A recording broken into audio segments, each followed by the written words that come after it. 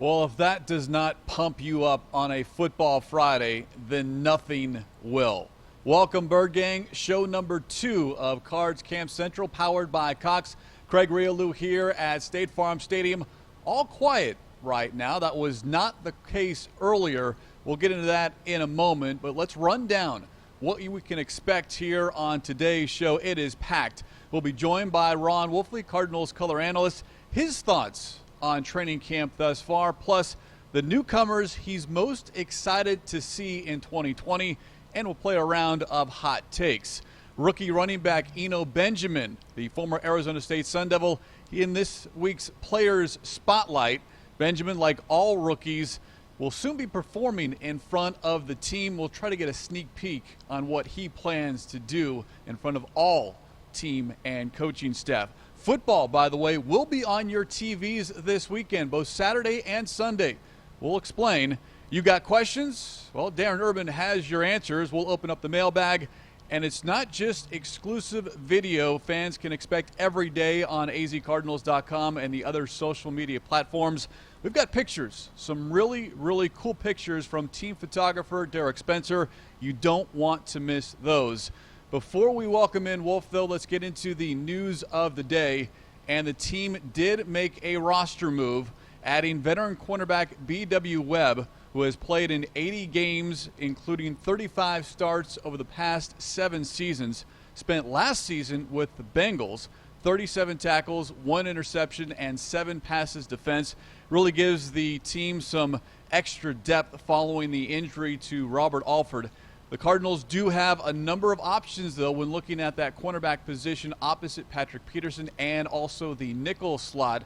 In fact, something head coach Cliff Kingsbury says they are still working through, but one name to keep an eye on, and that would be Jace Whitaker. Patrick Peterson brought him up, a rookie free agent out of Arizona. According to Peterson, quote, has been great so far throughout camp. So one of those undrafted rookies trying to make the Arizona Cardinals 2020 Week 1 roster. Again, it is the most significant move, or I should say question right now, of training camp is what the Cardinals do on that defensive side, that position opposite number 21. All right, enough of me. We know what the fans want.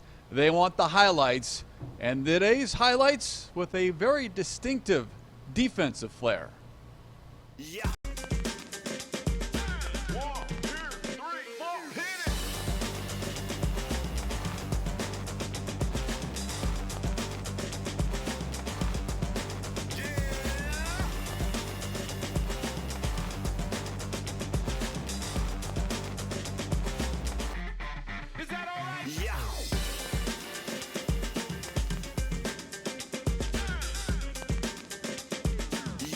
What's up with camera?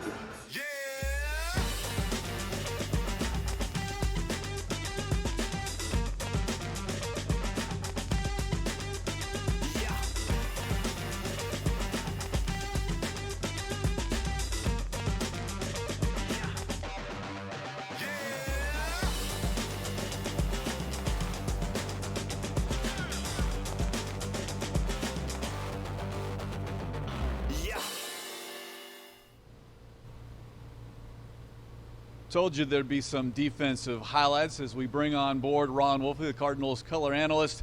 By the way, did you see Budda Baker there stepping in front of Andy Isabella and getting that pick? That's who Budda is. It's what he does, right? But he doesn't have one yet in the regular season, Wolf. Yeah, but once again, we all know that this is a football player through and through. To me, this is something the Cardinal fans can expect to see a lot more of. Well, he did have one in the Pro Bowl, knocking one from Lamar Jackson. So again, maybe a sign of things to come. Earlier today, 3rd padded practice of the week. You've been here all week long, Wolf. Just your initial thoughts on what you've seen in what is a very different training camp. Yeah, no doubt about it. First of all, let me just say that I think the physicality level is a little bit higher than what I thought it was going to be. I realize you only have 6 padded practices for the most part, but the fact that we've had a couple of scrapes out there on the field, right? A couple of disagreements, something that I enjoy from time to time, right? I don't think that's a bad thing. That unifies the locker room.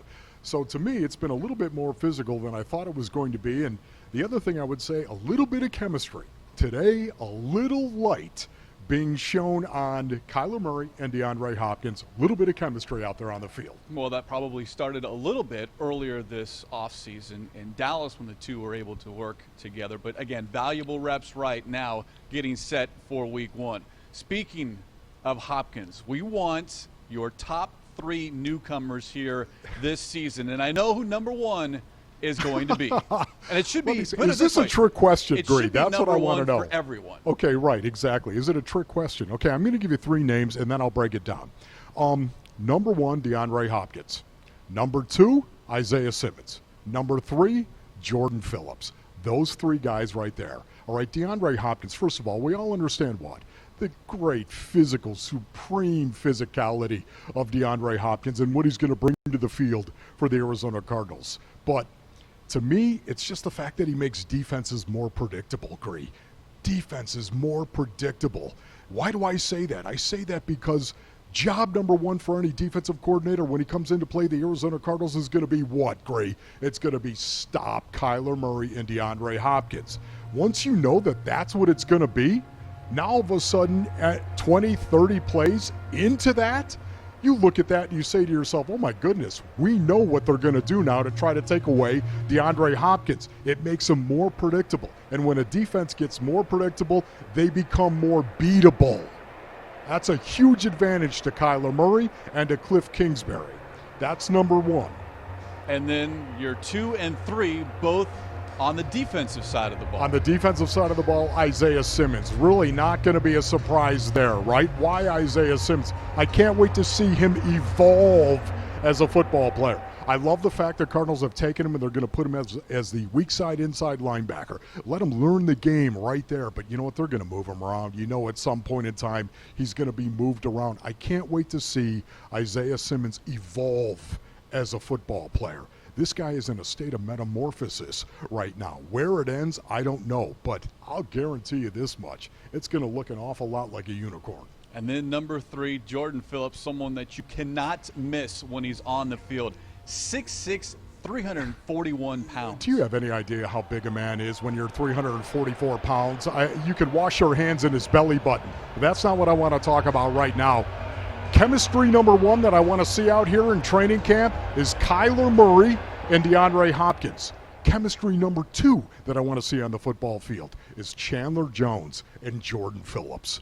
Oh my goodness, you've got an edge guy, and now all of a sudden you take a man like Jordan Phillips and line him up as a 3 technique inside of Chandler Jones. Oh baby, now you got games, you got stunts you can actually run. I want to see those 2 guys work some magic, a little bit of chemistry. Jordan Phillips is going to be a game changer because now we can get penetration on the interior. Get penetration. What's the one thing a classic drop-back quarterback cannot tolerate? Is penetration in the pocket, right? Because now all of a sudden that makes it easier for Chandler Jones to come around the edge because you can't step up in the pocket when you get penetration from a guy like Jordan Phillips. This is the mojo I can't wait to see develop. And that's something that defensive line coach Brenson Buckner brought up when he addressed the media earlier this week. He believes Phillips is that inside presence that the Cardinals have not had since Calais Campbell. There's no doubt about it. Listen, the best pass rusher in the history of the game, best defensive player, his name was Lawrence Taylor. Google it, my young crunks, right? Lawrence Taylor. Inside of him was Leonard Marshall as a 3 technique, lined up shading the outside shoulder of a guard as a 3 technique. That combination of having a great edge guy and a 3 technique that can wreak some havoc, gold in a defensive coordinator's hands. So you heard it here. DeAndre Hopkins, Isaiah Simmons, and Jordan Phillips, Ron Wolfley's top 3 newcomers to pay attention to in 2020. Wolf, don't go anywhere. We've got another newcomer, running back Eno Benjamin, the Cardinals' 7th-round selection out of Arizona State. I had a chance to catch up with the young rookie earlier this week. Well, Eno, let's start with this. Give me the one thing you had to bring with you to training camp. The one thing I had to have and bring to training camp with me, I would say my earpods. That was the main thing that was on my mind. I had to make sure I didn't forget those. At times, sometimes I just like to be at peace with myself. I like listening to music, and so that was one of the things that I had to make sure I brought with me. All right, you open up the door there. What kind of music are you listening to? I would say I'm everywhere. I listen to a lot of rap. I also listen to like African music as well. Does it depend on the time of day, the mood you're in, before practice, after practice? I think all of that stuff plays a role. When you wake up, you don't really want something that's loud and just screaming at you. You probably want something more calm and soothing, R&B music and stuff like that. So I think time, day, mood all plays a part in what I'm listening to. This is your first NFL training camp. Compare it to what you went through on the college level at Arizona State getting ready for a season. I would say how things are going right now is pretty smooth compared to how it was in college, just because of the fact that we are having these precautions that we are having to take due to the pandemic going on and stuff like that. So I've been asking around, and the players are telling me this is probably one of the easiest training camps that I'll ever go through. And so I'm kind of looking forward and waiting to see what that'll look like. The off season, do you think hurt you and the other rookies, or do you think you're pretty prepared with where you're at right now? I think I'm pretty prepared. I'm more of a mental guy. So just all the time that was given, I felt like I was able to really get a strong grasp of the playbook and what was going on, which makes it easier to come out on the field and just do my job as correct as possible. So more of a visual learner maybe than actually going out and physically doing it? Yeah, I would say, the mental part of the game and then taking it onto the field and applying it there is one of my strong suits. All right, we brought up the time at Arizona State. Your head coach, Herm Edwards, him and Cliff Kingsbury, similarities or differences? I would say similarities as far as how they run practice. It was a professional model that we were going there. It was kind of just making sure everything was right. We're not trying to kill anyone, bring players to the ground, stuff like that.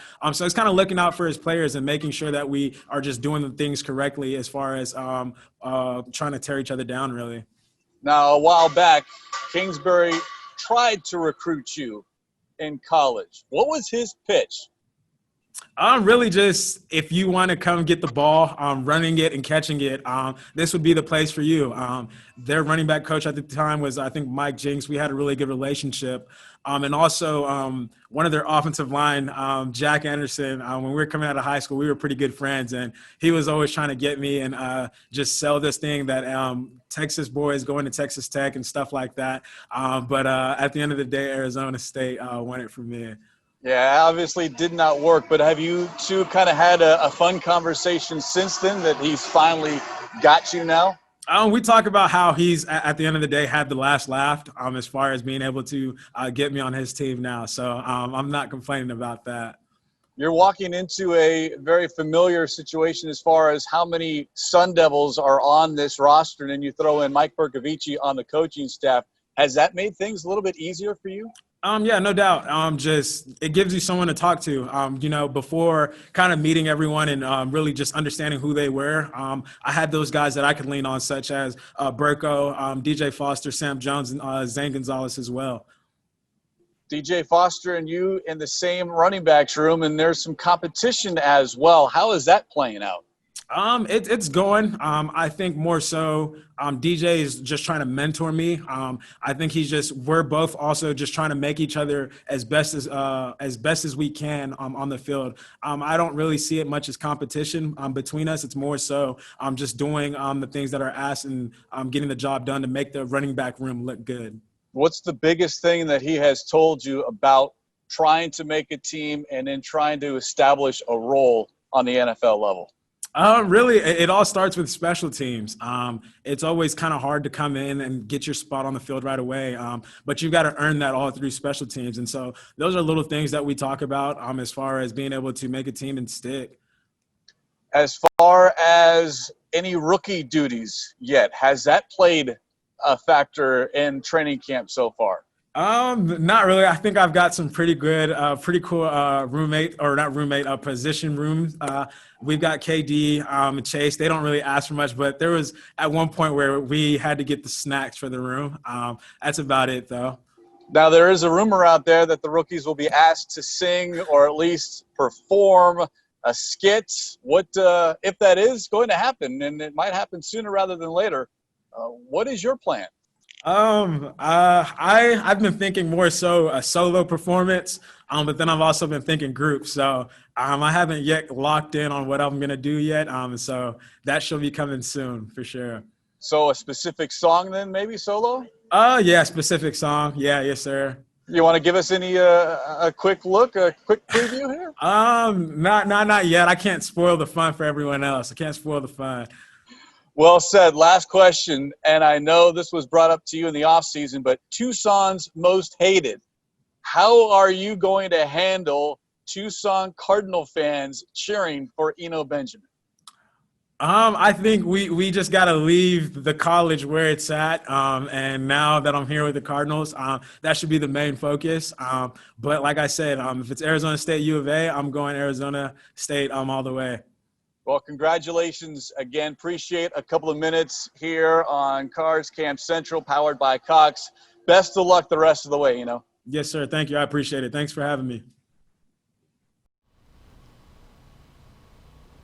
Eno Benjamin, an easy player to root for. Now, we ran out of time with him, Wolf. I had one other question. Does he know what it's like to play behind a fullback? And I don't know if there's any running backs in the league anymore that can answer that question. Well, there are a few teams that still use a fullback. There's no doubt about that, right? And I think the New England Patriots are one of them. All right. Well, let's get to not the fullback position, no offense, Wolf, but some hot takes concerning the Arizona Cardinals here with color analyst Ron Wolfley. The first one, Wolf, very easy. Patrick Peterson will lead the team in interceptions and make the Pro Bowl. And make the Pro Bowl. Lead the Red team in hot interceptions. Or icy cold? Okay, I'm going to say icy cold. And the reason why I'm going to say icy cold, even though I think Pat P is going to have maybe the best year he's ever had in the National Football League, is the fact that he's going to be playing in a man cover scheme. We're going to see a lot of man out of Vance Joseph this year. And because of that, whenever you're in man, you don't get the opportunity to make a lot of interceptions. You don't in man cover. The reason being, you're not looking at the quarterback, you're looking at the man you're covering for the most part, right? That and the fact that not a lot of quarterbacks, I think, are going to throw the ball towards Patrick Peterson, because I think Pat P is going to have an incredible year. They'll go away from Patrick Peterson, and because of that, because he's not going to get the recognition again of a lot of interceptions, I don't think he's going to the Pro Bowl either. Just based on the fact that the top 100, where was he? Where did his peers vote him in the NFL top 100? I know a lot of it is based on numbers, but I do think Pro Bowl is a possibility just because of the reputation that he has. And he might not get thrown to a lot, but if he's locking down the other team's best offensive weapon, then that goes a long way to making those postseason honors. Once again, let me just say right now, okay, the flash is there, and players like to see an awful lot of the flash. Pat P is going to have maybe his best year and maybe not get the recognition he deserves. Well, we've heard a number of his teammates talk that Peterson has that eye of the tiger, and we heard from Peterson earlier today. He is certainly motivated to have, if not the best, one of the best seasons of his career so far. All right, hot take number 2, red hot or icy cold. By week 9, Isaiah Simmons will have dramatically increased his role on this defense. Oh, that is smoking red hot right there. That's the way I look at it. Look at this is the thing that I cannot wait to see is how his career is going to evolve his rookie season. I don't think there's any doubt about it. Listening to this young guy right here, he's a very intelligent guy, a guy who understands the game. And because of that, I expect him to master the weak side inside linebacker position and do it fairly quickly. And now, once he does that, the Cardinals are going to start putting more on his plate and moving him around. This is a guy that you can legitimately line up in the slot over a slot receiver and say, cover him, man cover. You got to be kidding me. Unthinkable that a guy that could take on a fullback with a weak side ISO block can move out and actually cover a wide receiver. Incredible. He truly is a unique individual. I cannot wait to see how that evolves, but I expect that to happen before November. Don't forget, 5 different positions, 100+ snaps at Clemson. So it is going to be, I think, hard for Vance Joseph to kind of just keep Simmons in one spot. The only thing I would say, Greg, quickly is remember, though, this is a chess match at the NFL level. In college, you're playing checkers. All right. Third and final hot take. red hot, icy cold, an unnamed defensive coordinator told ESPN's Jeremy Fowler that Kyler Murray will prove to be more difficult to stop than Lamar Jackson. Wow. Can I say icy hot? Is that allowed here? You got any of that? Icy hot? No. Yeah, sorry, Shaq. Look at, honestly, I think it could be both, because when you try to stop a quarterback, you try to stop him as a defensive coordinator physically and then schematically. You try to take away what they're trying to do schematically and, of course, physically. Lamar Jackson is all about the physicality and running with the football. I think Lamar Jackson, Green, I think he is the best rushing quarterback to ever play in the National Football League. Right now? Right. No, ever play in the National Football League. Sorry, Michael Vick. I think Lamar Jackson is the best running quarterback ever to play. I think because of that, it is something that you try to do when you play the Baltimore Ravens, is physically stop Lamar Jackson. It doesn't mean he can't throw the ball. He can. He's proven that. But I think Kyler Murray is going to be much more difficult to defend, because not only can Kyler Murray run the ball, as we know, but Kyler Murray can throw the ball. His arm talent is incredible. We've already seen a couple of plays out here on the field in training camp this week that goes full on testifying how good his arm truly is, right? So to me, schematically, because he can throw the ball so much better, and because he's got DeAndre Hopkins, Larry Fitzgerald, and Christian Kirk with Kenyon Drake behind him, now all of a sudden you've got all those weapons. Schematically, defending Kyler Murray is going to be a nightmare, and he can run. Now, I know Lamar Jackson can throw the ball as well. You're talking about the MVP, the reigning MVP. I know it sounds crazy, but that's the way I'm going to answer it. Icy hot. Schematically, Kyler's more difficult. Physically, Lamar's more difficult. Well, we will see Kyler Murray for the first time week 1 at San Francisco, Sunday, September 13th. We are just over 3 weeks away from the regular season opener, but I know fans might not be able to wait that long. So what we've got football, as we promised you at the top of the show, coming up this weekend, both Saturday and Sunday. Cardinals Classics powered by Cox, bringing fans 3 memorable games from the 2015 season. Up first, Cardinals at the Seahawks, Week 10, Saturday night, following playoff hockey. Included in the rebroadcast, behind-the-scenes insights from then quarterback Carson Palmer. Here's a sneak preview. Let's go back to Week 10 of that 2015 season. And that game at Seattle, that was an elite team, a juggernaut team. Cardinals went in there, and if not, you guys are looking to make a statement that night, weren't you? Yeah, I mean, that was the Legion of Boom, really kind of in its prime. They had really kind of been running the show in the NFC West for a while, and we were tired of it. We were tired of it, and we had been there the year before and won there late in the year before, so we had confidence that we could go there and win. That was a great opportunity for us as a team to show that we were for real, and we went out and proved it.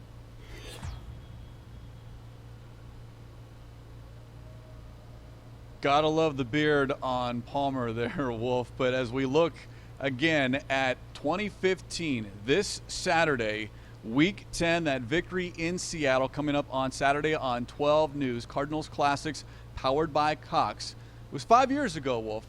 But that game, what do you remember? You know what a flat shovel is? Have you ever been hit with a flat shovel, Grace? No, I have not, thankfully. Okay, honestly, it hurts. Trust me on that. That game, metaphorically, was Bruce Arians taking the flat shovel to Pete Carroll's face. They lined up in 12 personnel, 1 back, 2 tight ends, 2 wide receivers, and they ran 22 and 23 double, the power without the pull. Now, I hate to get all technical on you, okay, but it's one of the most physical plays there is in the game of football. The power without the pull, they ran that 28 times. 28 times right at the heart of the Seattle Seahawks. They were gaining 2, 3, 5, 6, 3 yards, just a hammering of the box. That's what I remember more than anything else. The Arizona Cardinals went out there and out-physicaled the Seattle Seahawks in their place. 39-32 the final. Cardinals ran the ball 33 times for 117 yards in that victory, which will be replayed again coming up Saturday night on 12 News following playoff hockey. Then the very next night on Sunday, the NFC West clinching game in Philadelphia. That comes your way at 8 p.m. And then the third game on these Cardinals Classics powered by Cox, Sunday, August 30th at 8 o'clock, the NFC Divisional Playoff game, Cardinals versus Packers. Always good to reminisce and look back, even though 5 years ago. Wolf, appreciate your time here on Cards Camp Central, powered by Cox, as we say goodbye to Wolf and we go from Carson Palmer. He was the past, but now Kyler Murray, the present and the future. And this kid is all about the ball. As we look at an unfiltered piece of video from practice, Kyler Murray throwing into the net. Not once, not twice, not 3 times, but how about hitting all 4, including the money ball as well. Kyler Murray doing it very, very well every time in practice. All right. Red Sea wants to know. Time to open up the mailbag and check in with, everyone's favorite, Darren Urban, joining us right now via Zoom as, again, we continue to socially distance here. Darren, how is things in Tier 2 again? Is the air a little bit cleaner, fresher than everything else?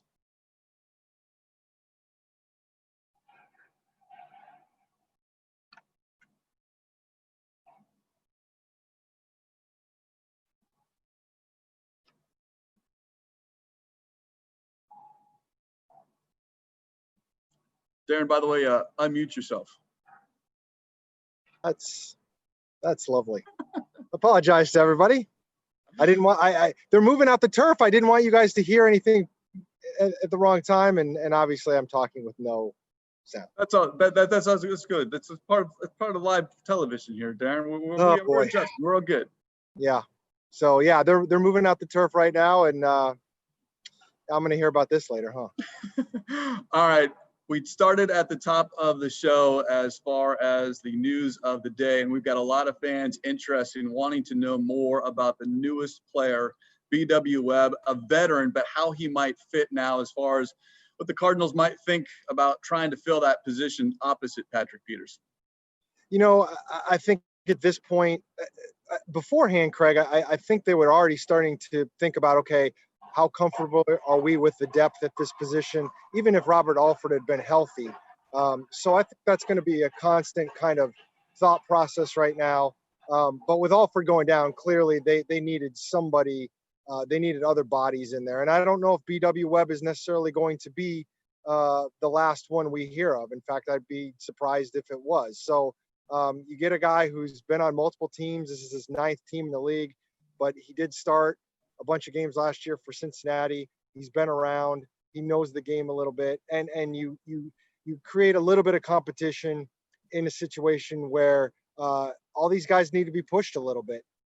And more importantly, I think, Craig, at this point, you're trying to find somebody who might fit in that outside role, so that would allow you to keep Byron Murphy at the slot cornerback position, which is where he would probably rather play, and I think that's where the coaches would rather have him. All right, one more question on the defense. And who do you think will end up as the starters along the D-line? And what have you seen out of Zach Allen progressing into year 2? Well, I mean, if we're talking about the base defense and you're talking about 3 defensive linemen, I think Corey Peters and Jordan Phillips are givens. Zach Allen is a guy that I would expect to be the one to emerge there. I do think he's still learning some things. Again, he missed almost all of last year, got hurt in game 4, and then couldn't really practice most of the rest of the year before going on IR. So he's a kind of a work in progress, but I think they like some of the progress he's made. You know, does Jonathan Bullard step up maybe somewhere in there? Potentially. And the other thing too, Craig, is when you're talking about this defense, if you're in a sub package, you might only need 2 defensive linemen if you decide to have Kennard and Chandler Jones as your outside rush ends in more of a 4-3 look, because you're in the nickel, or because you might want to even use 3 linebackers with Devondre Campbell, Jordan Hicks, and the rookie Isaiah Simmons. So I think they got a little bit of leeway there. But in the base, I would think that Zach Allen is probably going to be the guy with Corey Peters and Jordan Phillips. All right, last question. This concerning the offense. It comes to us from @Mondo1121. No one is talking about our tight end situation. Who do you think will contribute the most, and how impactful will the tight end group have on the offense as a whole? I guess that would depend on how you define contributing the most. I mean, Max Williams is a guy who showed a lot last year, not necessarily catching a ton of passes, but he became very important in the run game and the block game, and that's contributing just as much as making receptions. I mean, if I had to make a guess on who the guy would have the most catches at tight end, probably Dan Arnold. They like what he was able to do late in the year. He caught a couple of touchdown passes. They talked him up, and they're hoping he can continue to develop. But again, in an offense where you have DeAndre Hopkins and Christian Kirk and Larry Fitzgerald and Kenyon Drake, I'm still always a little leery about getting too excited about the tight end position. We've seen that over the years, Craig. We talk about the tight end in preseason and will it be a bigger role? And inevitably, it's a solid role, but I don't think we're ever going to see Gronkowski type numbers out of that spot here. It's certainly been the talk of training camp so far, so the tight end position specifically, Dan Arnold. Darren, we appreciate it. You can go ahead and mute yourself again, and we'll talk to you next week. I appreciate that. Sorry, everybody. Say goodbye, Darren. Goodbye, Darren. Appreciate Darren and appreciate the Bird Gang with their questions here on Cards Camp Central, powered by Cox. Appreciate everyone working so hard behind the scenes here on this Football Friday edition of Cards Camp Central, powered by Cox. Paul Calvisi will be in this seat next week, Tuesday, when we come to you once again here from State Farm Stadium as training camp continues here leading to Week 1, September 13th. As we leave you here on this Football Friday, we want to feature the work of team photographer Derek Spencer. It's training camp through the lens, if you will. Have a great weekend, everyone.